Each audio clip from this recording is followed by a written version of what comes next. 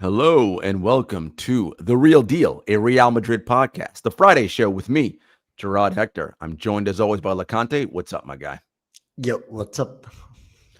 I'm feeling good. We're heading into the weekend. I want just a nice, calm weekend with no craziness going on as we get ready to head to Champions League middle of next week. I'm just looking for a quiet, nice win, no problems. What about you? Well, just did a whole show today on the channel for people to check on the Valencia game, but kind of praying for that too. I'm gonna be honest, like stress free, get the win. Let's think about Anfield. Yes, exactly. Get the win, get through healthy, nobody hurt, get some rest for some key guys, and get ready to head to Anfield on Tuesday. Thank you, guys, as always, for tuning in. You remember, please like this video, subscribe to the channel. Please share it with your friends. Make sure your alerts are on so you know every time we go live. As Loconte mentioned, he has a Valencia preview with Sarah Brony that's already up. That went up earlier today. Check that out. We are on Apple and Spotify, so if you only want to listen to the audio version, or you only can because you're in transit, you got to go somewhere, whatever, we're there too. So get on Apple, get on Spotify, download it there as well. Earlier this week, Sid did a preview for the Liverpool match with Josh Williams. So that is also on the channel. So definitely check that out. Really good preview. And I did a quick sort of 20-minute with Sid about the Vinicius situation, which we're not going to touch into here because, again, I did that earlier in the week. We're just going to briefly say, as Xabi Alonso said during his press conference today, the matter's closed. Vinny apologized to the team. He felt like it was from the heart. And that's one thing Xabi's always said about Vinny, is that everything he does is from his heart, right? It's what he's feeling, right? So you know it's genuine. Even if he's angry, he's genuinely angry about something because it's how he feels in the moment. And I think even though I'm sure Xabi didn't like what happened, how Vinny reacted, he respects the fact that this guy is being real. This is how he feels, and this is what is happening. And I can't fault somebody for how they feel, right? That's just nature of life. Now, could he handle it better? Yes, we did all that. So that is there. But I thought that Xabi handled it well. And if he says case is closed for me, Loconte. Exactly, and I see that many Madrid fans just miss the point that many Leverkusen players used to say that Alonso is more like a big brother to them than anything else. So if he really says that case is closed, Vini gave a heartfelt apology to the team, to everybody. It's fine. Case is closed. Let's just move on. Exactly. I'm with you, Loconte. And the last thing I'll say is that you guys should all know this as fans of this club, but, it's helpful to get a refresher on this. Real Madrid is the most popular football club in the world. You could argue it's the most popular sporting franchise in the world, right? It's a very easy argument to make. And because of that fact, anything that happens out of Madrid or that gets done there is going to be front page news and is going to attract attention.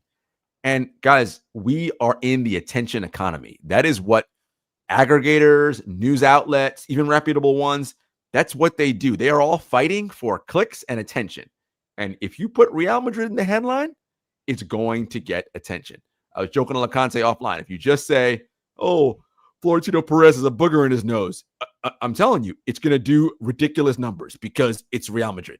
That's just the nature of this club. So you have to take that with a grain of salt every time you see something come out in quote unquote the media, right? And just say, okay, is this really news or is this just an attempt to, generate traffic on this particular site or what have you? Unfortunately, that's their livelihood. That's how they make the money. They're kind of sometimes even forced into these. So all of these things need to be taken with a pinch of salt because they're always trying for that next headline, and we're seeing it more and more. Javi is also an easy target because he's the new guy, the new coach now. They're kind of going the same cycle. Remember when Zidane came back, like all what we heard, he was gonna get sacked. He's not on good terms with this guy, with that guy. This, if that happens with Ancelotti, like we heard from the Everton coach, to anything and everything of that nature. So it's mostly like, okay, by this point, I think us as a fan base should be used to it. Mm-hmm. You should be, for sure, 100%. Shout out to our guy Xavier, who's in the chat. And don't worry, you'll be seeing Xavier on this channel. Don't worry.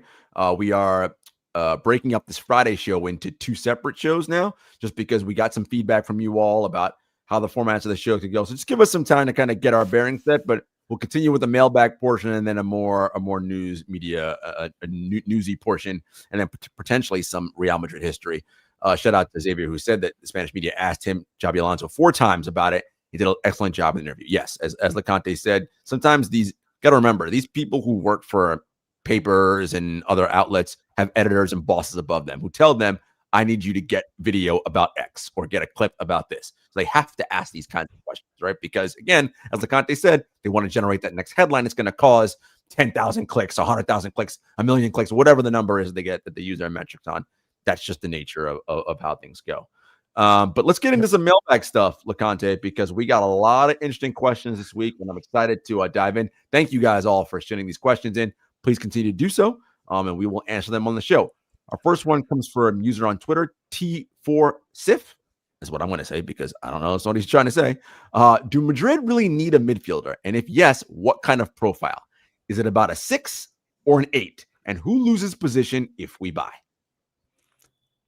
This was one of the questions that I had to sit on, and I was like, yeah, normally we want a controller, right? But it's kind of like, okay, who's getting dropped? This team is really stacked on talent. So my general consensus of this would kind of be like, we should probably leave this season first, and then we actually start to think of, do we need a 6 or do we need an 8? Naturally, if I had to answer right now, I think more of like number 6, because Tchouaméni injury can be a very detrimental part of this team, but that's where I would really leave this off, like just a rotational piece. I love that answer, Loconte, because we don't have a Tchouaméni replacement. God forbid, knock on wood on everything else. If Tchouaméni has to miss any extended time, who's taking his spot? I mean, it's going to have to be Camavinga because we have no other choice. Yeah, but Camavinga, Ceballos, like these. But you'll have to mold players, that's for sure, to get his productivity. Correct. So I'm with you on needing, as the season finishes, hopefully we're okay and Tchouaméni is able to play. We address that particular need. I think, and I want to shout you out because I sent the tweet out this week where I said that, and I talked about it after the show. I thought our Monstars did so well dominating the pitch, and I said, there are people who are obsessed with these 5'5" fidget spinner controllers. And I had to shout you out because fidget spinner, I got that from Loconte. I 100% stole it from him. That's what he said. He's like, oh, they love these fidget spinner guys. And our guys are not fidget spinners, right? They are all 6 feet and taller, and they are physical outliers, and they're elite technically, who can control a game, just not in the way a 5'5" fidget spinner controls the game. It just looks different. That's all, right? Because control. I just wanted to draw a funny parallel. Sorry for interrupting you. Good. If Dallas Mavericks had current roster, but Luka Doncic was their point guard, this is how we feel as a team. Yeah, exactly right. Exactly right. You control. I think the problem with a lot of fans, Loconte, is they see control and controller as one type of thing. And there are many ways you can exhibit control on a game. One way you can control a game is by being physically dominant in the midfield, that anytime your opponent gets the ball, you just literally destroy them and take the ball away. That's control. Yes. That is control. Territory. Like, that's what Alonso is trying to do. Territorial control, territorial advantages. That's the ultimate goal of everything that he's trying to do as a coach with Madrid, because he knows that some of the pieces that you might want might not really be there, but there is too much talent elsewhere not to try and optimize it. I love it. I love it. Our next question comes from nobody. While I don't expect this to happen at all, will selling Vinicius and acquiring Erling Haaland theoretically improve the team? Mbappe has exceedingly become an off-ball profile, and I don't see the two forwards meshing together well. This is a rough question. Vini is close to my heart as a player, seeing him grow, right? If we're making... I don't even know what to say. Like, I just don't see a scenario where that happens. I know that the narrative is being pushed because of the whole situation, but generally, I don't see it happening. If it was to happen, Mbappe as left winger, Erling Haaland as a number 9, ultimately, there's still one ball out there, and there are still just so many goals that you can score. Therefore, Hmm. one of them is going to have to sacrifice one way or another, which we fall back into Vinicius and Mbappe thing, where Vini had to sacrifice a little bit of the end product. You would kind of get the same if you bring that tandem together, anyways, and you probably are compromising on technical qualities as well. So I'm not sure if that's the right path for the team to move forward, even if that opportunity was presented. I love what you're saying there, LeConte, because make no mistake about it. Erling Haaland is an elite football player, clearly. Like No doubt. I mean, he's a physical specimen and he can score like nobody's business. What I fear if that were to actually come to fruition, I think we lose creativity on that left flank, right? Here's the thing that Vinny doesn't get a lot of credit for. In that Barcelona game, he was our main creator protagonist on that left side, right? Like, even though the goals were called offsides, all that sort of thing, he created a lot of that on his own. And in tight spaces, Mbappe is not the dribbler and creator that Vinicius is like that. That's not to say Mbappe is not good. See, this is also one of the problems, LeConte, is that when you critique a player and you mention like areas that aren't like up to par with the rest of his game, you get fans of that player telling you you're a hater, right? And it's like that's not what it is, right? I'm just simply saying, in a tight space, if you're asking me who I'd want to dribble past someone and create, it's Vinicius over Mbappe. He's just better at that, and so we would lose a lot of that creation from the left side. So who's going to do it now for us if we don't have that creator on the left side? And I think you'll have a lot of that point you said, LeConte, where Haaland and Mbappe will kind of be fighting for the same thing, which is who's going to be the finisher, right? Not a creator, but who's the finisher? Yes. I mean, by the way, I'm not taking anything away from how great of a footballer Erling Haaland is. But what I'm saying is that a tandem of Vini and Holland would have made a lot more sense than Mbappe and Holland to begin with, like by profile and the nature of their play. But naturally, it's just Mbappe and Vini are more than fine enough. I never said they compete with one another because Vini likes the ball out wide. He's more like an out and out winger, while to your point, Mbappe is more like an inside type of left winger who wants to operate on that shot generation angle rather than chance generation angle. I want to say like Vinicius does. So completely two different styles of left wingers there. Yeah, I'm with you 100% on that. Um, Another question from Harmant Singh. He says, with all the data we have, is there really a meta in football? Is one style, possession, pressing, counter, statistically better for winning consistently, or is the idea of a single dominant philosophy dead? Yeah, Of course, there are different ways that you approach it, but you take every single one of those into account. It's more how lenient you are. If you have to pick one, then you're obviously going to go with possession because that means you're going to get less hurt. Possession is not end all be all. It's dual winning, it's counter pressing, it's controlling the territory. It's a lot of things meshed into one, which is why teams strive as much as they can to achieve the perfect version of themselves. Perfection doesn't exist, but the perfect version of themselves. So the simplest answer to that is just the fact that it needs to be a mesh of everything and blended together well. Yeah, I love that answer, LeConte. I think I'm with you in that. Well, of course you want the ball because if you have it, that means your opponent doesn't have it. Right? So, like, yes, duh, right? In a vacuum by itself. But as we saw in the Barcelona match, right? Barcelona, they had possession in the second half, but they had possession in areas that were not threatening to us. So, great. You can be out wide, passing the ball sideways a million times all day, but what are you doing? You're not hurting anybody over there, right? So, to your point, possession is not the be all, the end all. What I know is a truism across all sports, LeConte, I know you know this as well, is that versatility is key. Yes, you have your identity and the things that your players do well, but your ability to, when a problem is presented, to address that problem in a way different than normal, right? That allows you more flexibility and more options to win, right? An example I love using is during the peak, if you watch NFL football, during the peak New England Patriots, opponents would always say, what is so hard about scouting them?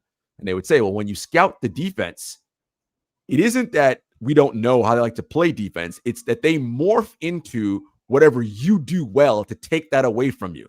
So I can't watch film on them from last week because that we don't play the same way Team X plays. We play differently. So we have to think, okay, here's what we do well. Now, how do we think they're going to line up?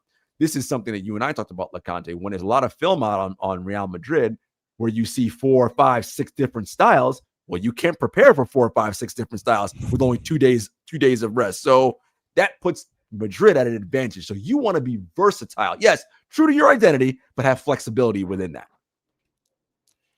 Yep, exactly. Right. What you mentioned is what Xavi is also trying to do with Madrid. Like Camavinga right winger would be like a curveball that Alonso just kind of threw out there because he knew that it was going to work because of the way how it was going to pin Barcelona down. Therefore, it's more of like, okay, there is film on us, but how sufficient that film is going to be. Like in football, you can't have 100% of the ball. Actually, no sport. Therefore, like possession would be kind of like the metric, but not necessarily more important than anything else. I just said possession due to the assertive dominance over a domestic league season because you want to be as dominant as possible.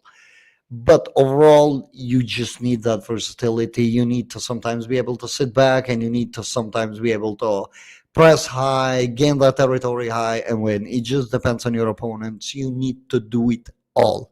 The level that you do it is what is going to determine how good of a team you are. Yeah, no, 100%. It's and I think that's modern sports now, right? Is that kind of tactical flexibility and variability, which, by the way, this fan base is calling for a lot with Xabi Alonso, right? Like one of the critiques we'd always hear of Carlo is that one, we always knew the lineup 2 weeks before it came out because it was just obvious, and we knew there weren't going to be any subs till like the 80th minute, and we knew everything was so predictable.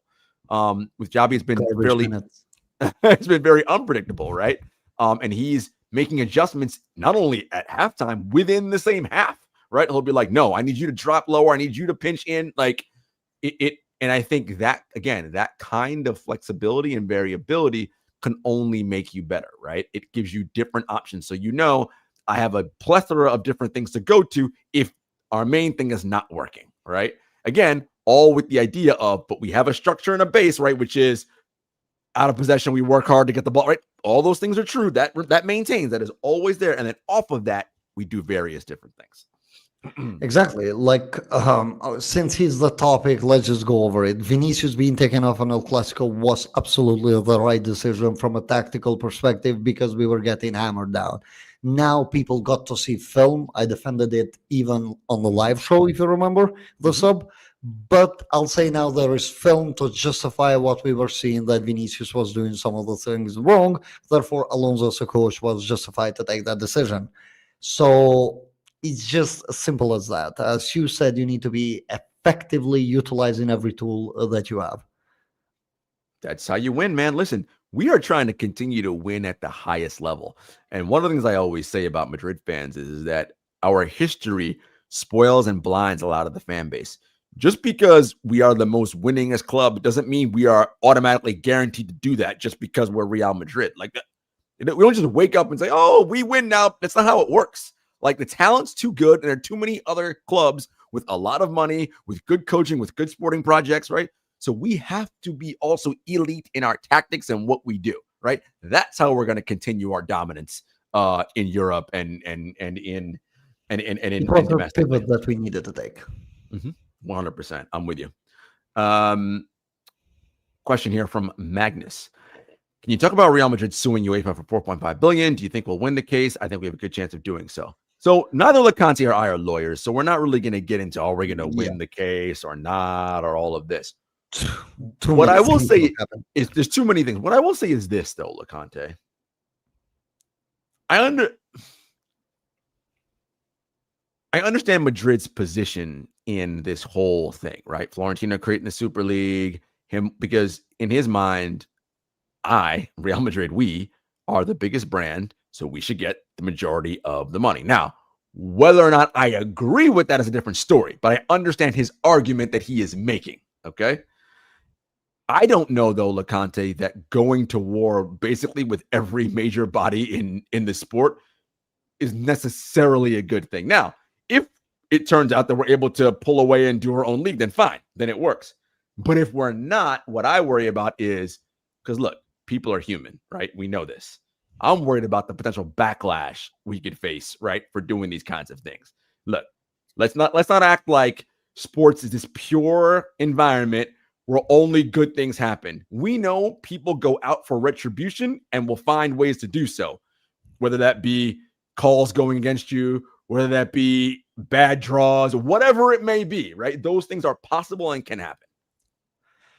And ultimately, just alone having enemies that are at the top is just never a good thing, even if none of the referees draws, like none of that happens. Correct. Ultimately, having enemies on that level and on that type of power is just not a good thing overall. You're always you're not only facing UEFA or FIFA here, you're also facing the clubs that are part of that are going to hate on you because you're doing it alone. Not like Madrid are going to this lawsuit and all of the UEFA clubs basically are backing them and supporting them, and there's a big change that is coming. That's not really happening. We saw the backlash of the Super League back then, and that hasn't really changed to now, except more teams have bailed out of it.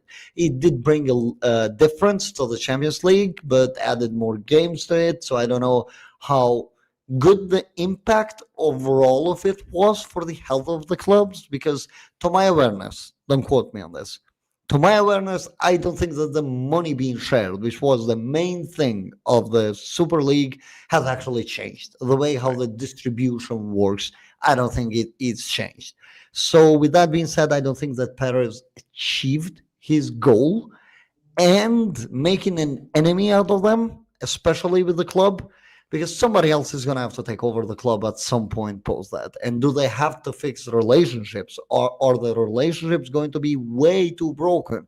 Like, all of these are big question marks that I don't know if that would be kind of like an ocean that I would really want to step on and try to take it on. It's I'm with way you. too big. I'm with you. And look, I started the show saying, Real Madrid's the biggest club in the world, the biggest brand, all that. And that remains true. But that doesn't mean that, to Loconte's point, that there aren't powerful people at the helm of other big clubs. The head of PSG is not a dude to be trifled with. Like, I'm just going to put that out there. Like, right? And I'm not saying that we need to be running around being scared of this guy. That's not what I'm saying. I'm just saying, to Loconte's point, do we really want this dude to be an enemy of ours? Like, he doesn't to be a friend, but an enemy? I don't know that we want that, right? And he is very close to UEFA and the UEFA president. Look, again, to Loconte's point, Perez won't be running this club forever. And when someone comes in who maybe doesn't have the stomach for adversarial relationships, now this guy's got to clean up all these problems, right? Do we want that? So I think you always got to be thinking long-term and down the line. So yeah, I just think that, listen, the way we continue to make the most money is by just going deep in Champions League every year and winning it. Then we'll get all the money. That's it. That's all you got to do. Easier said than done, but that's the way to do it. Question here from MH.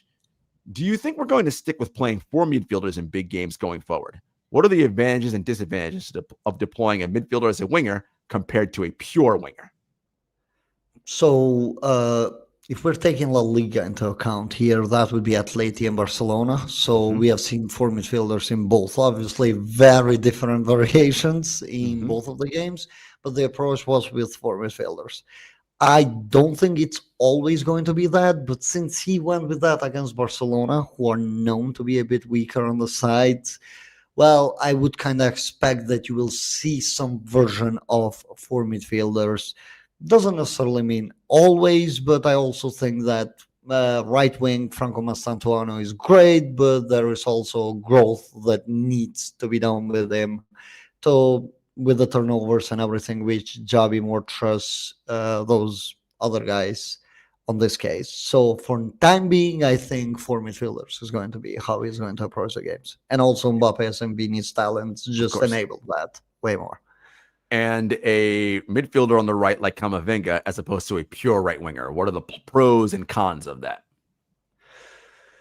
I mean, Camavinga gave you excellent way of kind of forcing the fullback to run up and down without effectively moving. He's insanely good at driving with the ball. So he wasn't technically a right winger. They were just joking about it, but he did the job perfectly. We saw Jude switch there. It's a very um, flexible team on those environments. Valverde could be a very functional player whom we have seen do that role. So that's also an option for the future once we have a fully fit right back. Valverde is also an option. It's just more of how Alonso is going to see, because Alonso, as we can see, it's more Zidane like, Yep. which is opponent to opponent approach. I'm going to Yes. adapt to the circumstances and the adversity that I have in front of me rather than sticking to Yep. Vibes FC as we used to be. Hey, listen, Vibes FC won us 2 Champions Leagues in the past 4 years, yeah. so we like Vibes. I'm with you. What I think, to your point, Chavis will continue to do, yes, and the players all talk about it. We have great tactical video plans before we play our opponent, right? So that's number one. So that's going to depend on who we're playing and what their style is and all that.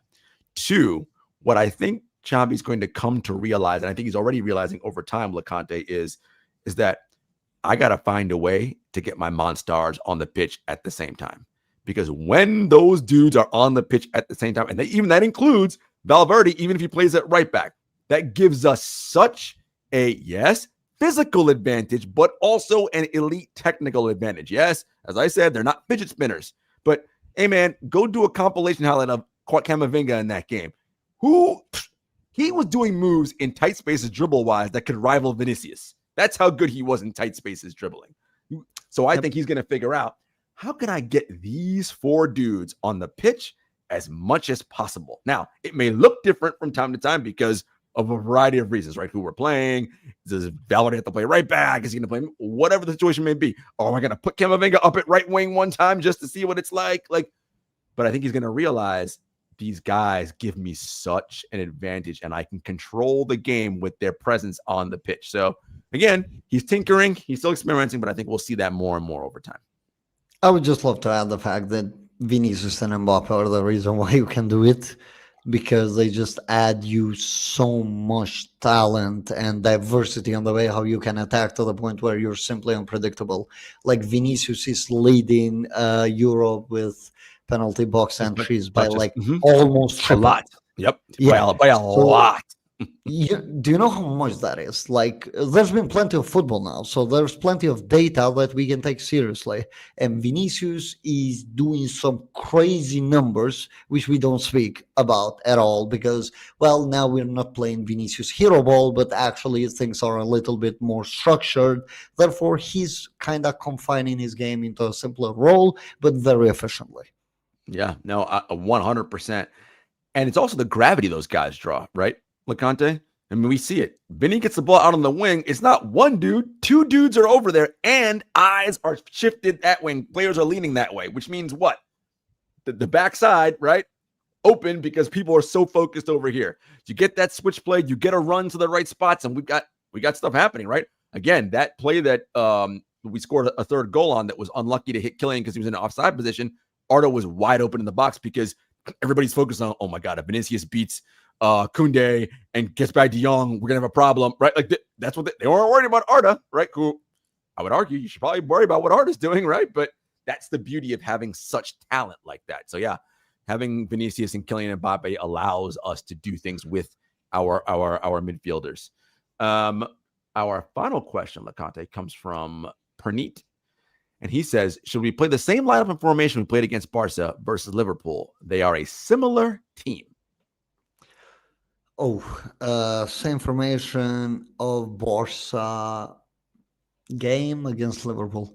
That's a tough question, actually, because they're not really the same team. I'm sorry, but Barcelona can actually control the ball and move a little bit with pace, while Liverpool are the complete opposite. It feels that Liverpool can hit you on a break and really kill you, but Liverpool are not going to be able to control the ball. Sometimes it kind of feels like just let them have the ball because they are their own worst enemy. This is my perception of Liverpool so far this season. Anfield, Champions League, things change. There are emotions. Don't go by the form and just think that, okay, this is a straight up 5-0 win. because Liverpool are really bad. No, that's not how it works. Do I think the 11 should be the same? I would like to see Trent, of course, for the narrative and everything, but also for the tactical tool that Trent Alexander-Arnold really is. I think that over the years, Sid also covered it very well on the Liverpool preview. But Trent is a very misunderstood player. At some point, we're going to do like a fuller breakdown of Trent, but I really want to see how he does against a little bit of what I want to call a disjointed Liverpool team and see just how he can break it down. Again, I go back to our attackers. Having Vini and Mbappe is just such a cheat code to the point where you just need to find that little bit of trap, a little bit of space, and they will be able to maximize it as much as they can. Mbappe has scored like 50% of our goals. Vini is leading majority of our underlying metrics that are very important for an offensive team. And also we're tied up for the team with the highest expected goals in European top 5 leagues, which is all worth a mention to the talent that we have at our disposal. 100%. I mean, we've been saying it since we were getting him this summer, that Trent is the cheat code that will unlock this team like nobody's business. And look, it takes time to settle into Madrid. Obviously, the injury has sort of put him back a bit, right? So he's got to get reintegrated. It's not going to happen overnight, but my God, can you imagine those lovely balls he's going to drop into Vini and Mbappe with the backspin, like right to them, that like gets them alone in on goal? Like, it's going to be beautiful, right? Like, and it's not just them, it's also what that means for Carreras and Dean Howson and their ball progression, right? Like, it's taking some weight off of their shoulders, right? Like, it's just everything, as I always say, Loconte, doesn't happen in a vacuum. It's this affects this thing, which affects this, which affects this, it's everything that gets affected by Trent. It's a very big thing. Like, one change can make 100 of them. I always go back to the Jurgen Klopp thing. When I concede a goal, there's never a player at fault. There will be minimum 4 to 5, and it's probably 8 to 10. So normally, on normal circumstances, one play can impact the whole thing. As you said, like Trent, a week. The worst side with his injury is the fact that we kind of saw glimpses of Trent and Mbappe against Mallorca. Like, we covered it here. We saw like about 3 passes behind the back line that just landed perfectly weighted. Right now, we kind of rely still a bit on Jude or Arda to execute that. So having Trent there, I would like to see it. That's why, like, I'm an advocate of having a right back on the right back spot, and that's why Trent would be my go-to, with health being as a measurement here, if he is fully fit or not. My guess is, this is my guess, is that Trent starts against Valencia tomorrow.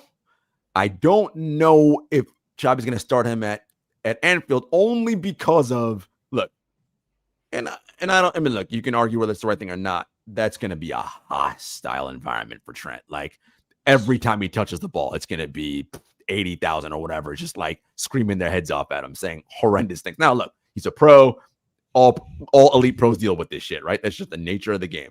So I don't know, but I think Valencia is probably the game where he's, or maybe he comes on the second half of Valencia, and then if he looks really good, it's like, all right, I'll start you at Anfield. I don't know. One thing we know about Xabi Alonso, unpredictable. Except Loconte did guess. He did guess the 11 for Barca. You got it right. That's a 1 in 14. Yay for me. But yeah, my guess was also, spoiler for the preview, that Trent is going to start the Valencia either way, because I think that the reps need to be like, imagine, you saw what happened on the last Champions League game, 3 minutes in after like a 3 weeks break, and oops, hamstring is gone. So yes, you want him to ramp up. Like, that's one of the ways how I don't see him starting. The environment, the pace of the game. There are lots of things that he's kind of behind right now, like Carvajal, for example. Like, his injury came on 30 minutes, well, a right knee issue the next day. And Alonso even confirmed that they had no idea about it until the next day, where the doctor called him and told him. Therefore, yeah, ramp-up period probably for Trent. Valencia, maybe he goes back to the Barcelona 11 against Liverpool, but I see a different execution whether he goes back to that or not.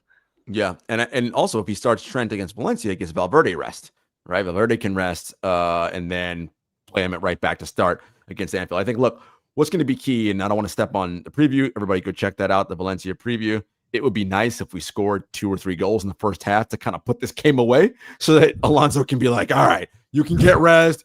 You go do this. Like, that would be so wonderful. Please, just one time can you guys do this before a big match? Just once.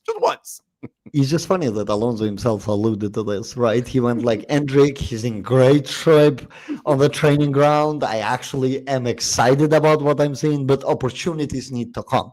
And what he means with opportunities need to come is that this team should not have 2xG by whole time and not have a single goal or have a one-digit lead while they are conceding like 4 shots. So once the team is a little bit more clinical and can put those shots away as quickly as they can, I think we're going to see a lot more players getting rest, the team being healthier because that's impacting the team. Some are missing that point. Some players are just not getting enough time because we're not in comfortable spots to be Yep. giving them those minutes. And that's the truth of it. I agree 100%. Last thing I'll ask you here, Leconte, before we go. When we started the mailbag, we asked about 6 or 8, and you said we need to replace him for Tchouaméni. What are your thoughts on assuming his season continues in the way it's been going? We bring Kemba back because that could be the Tchouaméni replacement. He's looking good early. No, it's early. It's hard, right? Because normally we don't really do that. Like we don't bring players back for the sake of it. It's mostly like they just have to adapt to the circumstances. Like Chouamini had to play center back for what 1.5 season because of the ACLs. He didn't want to play there. It might even have plummeted the development a little bit, or at least exceeded the period where he develops in the midfield. Some of the fruits that we're seeing now. But either way, I do not see that Chema Andres just comes back to Madrid in January. Maybe next year. I think they're monitoring the way how he's developing there. Like the underlying numbers with a short sample look absolutely great and fitting. But it's going to depend on the scouting department and what they deem of his physical profile and also what they deem of him actually giving the team. Because one thing that is for certain, it seems that one-dimensional, don't really want to call them that, players just don't work here. You need to be very versatile. Yeah, I mean, it's obvious, right? I mean, we just talked about with Tchouaméni, right? He didn't want to play center back, but he had to because of the issues. But that's what Alonso wanted, right? Camavinga's not a right winger, but he can play out there because he's got abilities to do that, right? So these are the things. We need elite players with elite technical ability who can be morphed into other positions. Like that's what Madrid does, right? Who is the most talented 19-year-old in the world? I want him, right? Like that's what you're going to go after, right? And we'll figure out how best to deploy him based on what our needs are in the given moment. And that's, listen, playing for this club is wonderful in so many ways, but there's sacrifice going also on your end, right? You may not get to play the position you want and be the star in that position. And that's just, how it goes. It's really a huge one. Like the pressure that comes with it, even as a bench player, because you never know when you're going to get called upon. There are too many things, like even Vinicius, if we want to take into account, and Ancelotti, right? I might have come across as Ancelotti hater on this episode. I really hope not. But Ancelotti, I still remember before we won the second Champions League with him, he went like, I'm going to push Vinicius to play centrally. And Vinicius became way more comfortable centrally. And we even saw him give an interview during the summer saying that I really feel comfortable on central spaces, especially during Club World Cup when he was receiving between the lines and making some of the plays. So it's always about evolving as a player, being as versatile, and the coach should be able to get service out of you, because sometimes just talent is over everything. I stand by that. So if you don't have the biggest talent, you need to be versatile enough and give the team just enough on any given task that you're given to be successful. Yeah, listen, and this is what it's like, right? At the elite level of sport, right? That's just the nature of the beast. Thank you, everybody who is in the chat. I want to give Anthony Tharp a little shout out here. His last comment. That's why I've enjoyed our recruiting process of recent. As of recent, elite footballers that can adapt to different positions and tactics. I mean, that's the name of the game. That fits into Xabi's versatility, right? Again, we have a core belief of what we do, right? However, we need versatility and flexibility within that system, right? And the players who can do that the best will see pitch time, will be recruited, all of that, and you'll be given an opportunity to flourish here at Madrid. Yep. It's all right. One of the things that Real Madrid are pivoting towards. And it makes sense. It makes total sense. I think that's just the future of where the sport is and where all sports is going, right? Universal guys. Again, I hate to use the parallels again, but one of the reasons that also made the New England Patriots successful, besides having Tom Brady, was when they would draft in the later rounds, third, fourth, fifth, sixth, seventh, they would get offensive linemen and they'd be like, oh, is he a left tackle? Is he a left guard? It don't matter. He can do it all. He can play. He can play anywhere on the offensive line. That's what you want, right? You want versatility. Yeah. Is he the best left tackle in the world? No. But is that more valuable than having someone that can play 3 positions on the same line? Probably not, right? Like that's the reality, right? And so that's the future of sport. Psychological game is as big one as a tactical one. When you don't know what's coming, it's always more fearful. And I think that, to give Alonso his credit, no coach, no team seems to know what's coming for them. Literally. No. I mean, the Even game us. plan, well, we don't know for sure. And the game plan changes, right? We played 2 different games against Barcelona, right? First half, second half, right? Yeah, some of it was tired and whatever, but still, you can clearly see there was a different. He was like, let's hit them on the counterattack, which, by the way, we should have at least twice, right? Like, it was a different thing, right? And so, listen, I'm all for it. I'm loving where the team is going. We talked about the underlying process, Loconte. It's looking great. Now, folks, brace yourselves, because I said, development doesn't go in a straight line to the top. It's going to do this, right? Once the underlying line is curving up, we're going to have another down period at some point because that's just how this works. So brace yourselves and prepare for it. I'm not saying it's coming this weekend. I'm just saying that's just how this stuff works. So prepare. You can't win every game. That's the reality. Just to kind of wrap it up, as Alonso said against PSG, this loss doesn't hurt as much as it's not going to be the last loss. So that's the reality. You can't win every game. You're going to slip up somewhere. You just hope that when you slip, you can, get back up. They slipped against Atleti and got back up against Barcelona. They're on really high horse right now, and we hope that this momentum is going to continue with the team for now. 100%. Thank you guys for tuning in. Please continue to submit your questions. We will do this again, of course, next Friday. Loconte and I will see you again on Saturday after the Valencia game. A late one, right? That kicks about 10 p.m. 9 p.m. Spanish time. Good Lord. So it'll be a late one for those of you on the other side of the Atlantic. 4:00 tip here, Eastern in New York City and on the East Coast in the United States. And thank you as always for tuning in. Please like, again, subscribe, comment, do all the things. Follow us on social media at Real Deal. You'll be seeing a lot of interesting stuff coming out from us. We're going to have videos and narration for tactics.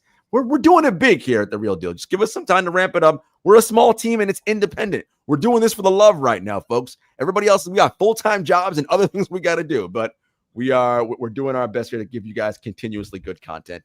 And until next time. We're trying. And my apologies for my microphones. Well, microphone was great today. No issues today. Thank you guys for tuning in, and we'll see you guys Saturday. Take care. All right, guys. Bye.